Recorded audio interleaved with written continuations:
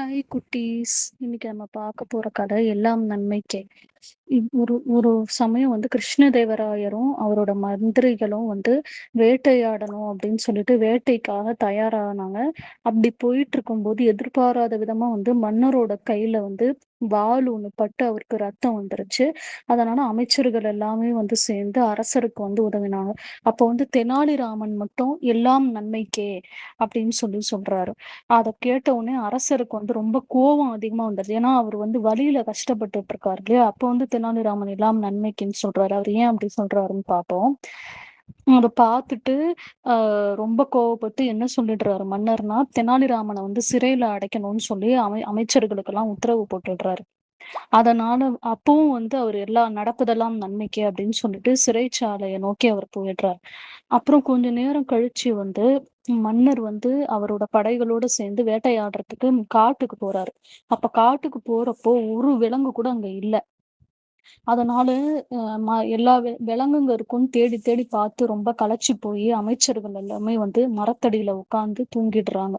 அப்புறம் கொஞ்ச நேரம் கழிச்சு கண் விழிச்சு பார்க்கும்போது மன்னர காணோம். மன்னர வந்து எல்லா இடத்துலயும் தேடி பார்க்குறாங்க. ஆனா அவர் கிடைக்கவே இல்ல. உடனே எல்லாருக்குமே ரொம்ப கவலை ஆயிட்டு, ரொம்ப பதட்டப்படுறாங்க. பதட்டப்பட்டுட்டு படை வீரர்கள் எல்லாருமே சேர்ந்து என்ன பண்றாங்கன்னா, நேரா வந்து வந்து எல்லா இடத்துலயும் தேடி பார்க்குறாங்க. அப்புறமா தான் தெரியுது மன்னர் வந்து காட்டுவாசி இங்க இருப்பாங்க இல்லையா? காட்டுல அவங்க கிட்ட வந்து அந்த மக்கள் எல்லாம் சேர்ந்து மன்னர சிறைப்பிடிச்சு வச்சிருக்காங்க.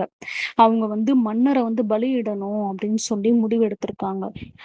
அப்படின்னு சொல்லி ஒரு கோவிலுக்கு முன்னாடி நிறுத்துறாங்க. அதெல்லாம் நினைச்சு மன்னர் தன்னோட நிலைய நினைச்சு ரொம்ப வருந்திட்டு இருக்காரு. அப்போ காட்டுவாசிகள் தலைவனும் மன்னன பார்த்து பலியிடணும் அப்படின்னு அவர் நினைக்கும்போது மன்னரோட கைய வந்து அந்த காட்டுவாசிகள் தலைவர் பார்த்துடுறாரு.